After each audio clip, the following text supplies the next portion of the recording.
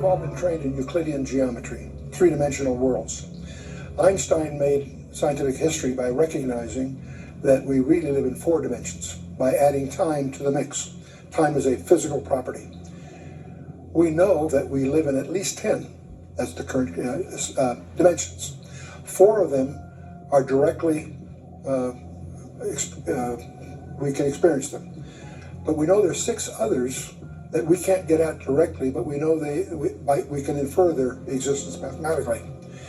What makes that provocative to people who've discovered that is that a Hebrew sage by the name of Nachmanides, back in the 13th century, predicted that from studying the text of Genesis. He concluded that our universe has 10 dimensions, only 4 are knowable, to use his term, and 6 are not knowable to us. And I find that fascinating because we've spent hundreds of millions of dollars on atomic accelerators to discover what Nachmanides did by studying the text. So the 10, some say 11, there's some debates among mathematicians about details, but there's awareness within the advanced scientific community that we live in more than just the 4 dimensions that we directly experience. If we take those things that are larger than us, larger than man's reach, and just lump them and call that the macrocosm, we suddenly are confronting astronomy, astrophysics, those kinds of things. The great discovery of 20th century science is that the universe is finite. It may be expanding, but it's finite. And that has staggering implications. That means it has a beginning, and it'll ultimately have an end. And that's what gives rise to these conjectures that go under the label of the Big Bang theories. There's 4 of them. None of them quite satisfactory, but that's the common conjecture, if you will. The point being that's an acknowledgement of the fact that we're dealing with a finite universe that had an origin. But the fact that it's finite is my point at the moment. If we go the other way, looking at what's smaller than man, call that the microcosm, that gets even weirder, because you and I would think that if we took, say, a length, a piece of string or something, and we cut it in half, we would take whatever we have left and cut it in half again. And at least, maybe not physically, but conceptually, you think we could, whatever we have left, we can cut in half. It turns out, we discover, shockingly, that when you get 10 to the minus 33 centimeters, and you try to divide that, what we have there loses a property called locality. And that there's a term in physics, a characteristic called locality. And that observation has actually been proven in the laboratory. In 1987, they actually demonstrated non-locality. Every photon in the universe somehow is directly connected to every other photon. And that defies our normal thinking of space, if you will. But the point I'm getting at is, we live in what we call physical reality has a limit in smallness, and we call it the Planck wall, because whether it's length, mass, energy, or time, it's made up of units that you can't divide. So there's a limit to smallness. There's a limit to largeness.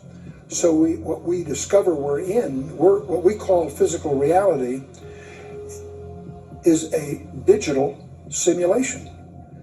And there was an article in Scientific American, June of 2005, which was dealing primarily with the fact that constants in physics seem to be changing, but they make the observation that's profound, that if the constants of physics are changing, that implies that our physical reality is a shadow of a larger reality.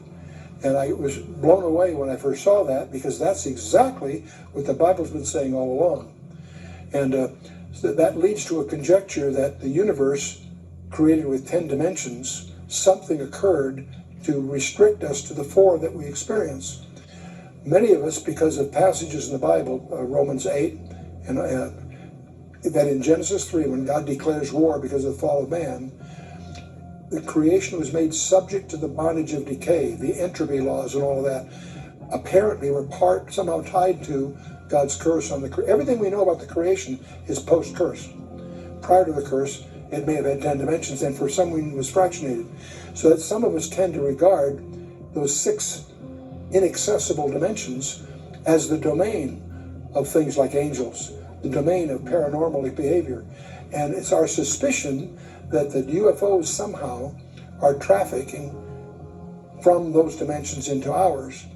And that it turns out that if you try to speak about dimensions more than 3 or 4, The average person can't relate to it without special training. There are only two people that really relate to that. That's mathematicians with special training or small children. And so, but what we can learn a lot about dimensionality by going the other way. You and I are three-dimensional beings. Imagine if we had a two-dimensional universe, a piece of paper or a flat plane. We could imagine at least two-dimensional beings in there. If we had two of those, getting from one to the other by them would be unthinkable. But we as a third-dimensional being could pick them up and move them over.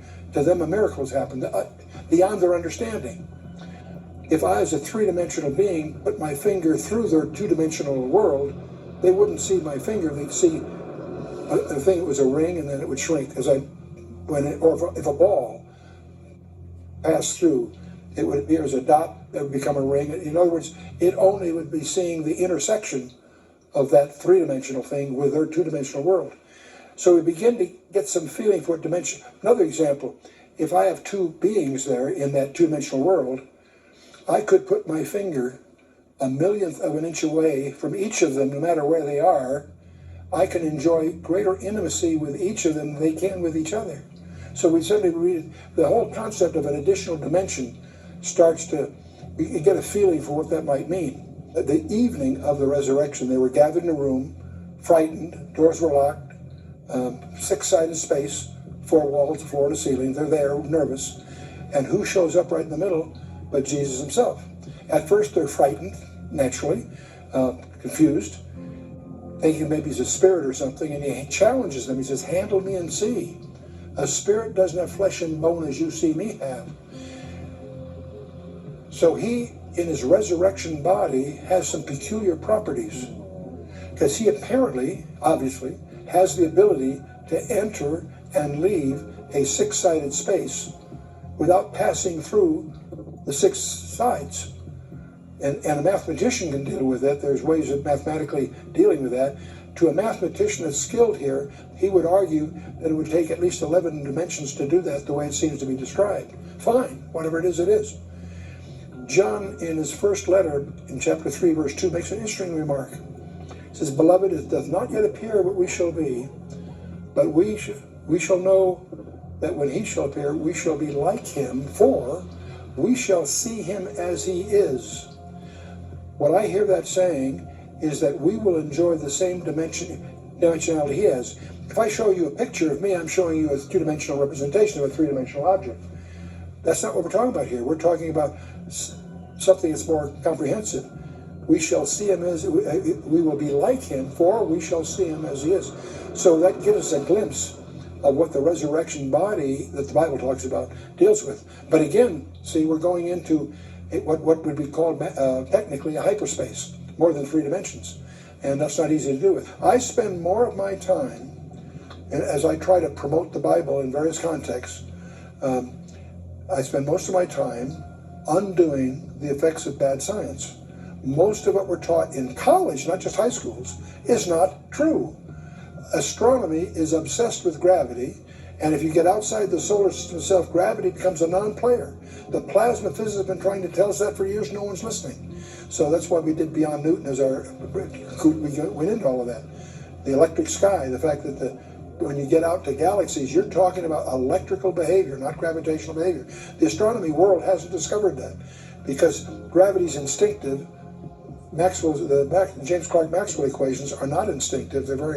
It takes very special study. They behave very different. And that's what David Bohm got coming out of the plasma world, became so fascinated with, and he's the one that predicted at least the possibility that the universe may be really some kind of super hologram. And now they're beginning to get some suggestive evidence that that may be true. But again, the scientific community continually, well, I should put it the other way, our educational establishment continues to feed the kids stuff that is just not true. The nebular hypothesis, the birth of the planets, provably not true, and yet it's still taught at the college level. If you take a course in astronomy, you'll get exposed to the so-called nebular hypothesis. And not that it's shreddable, it's mathematically impossible. You've got 99% of the mass is in the sun, and yet 99% of the angular momentum in the planets. How do you get there? It turns out you can't. They were brought here. And what's so interesting, as we learn more, of good science, it's converging to the very image the Bible tells in the first place. The 4 dimensions that Einstein discovered are listed in Ephesians 3:18. And you could go on and on, example after example, the zero-point energy.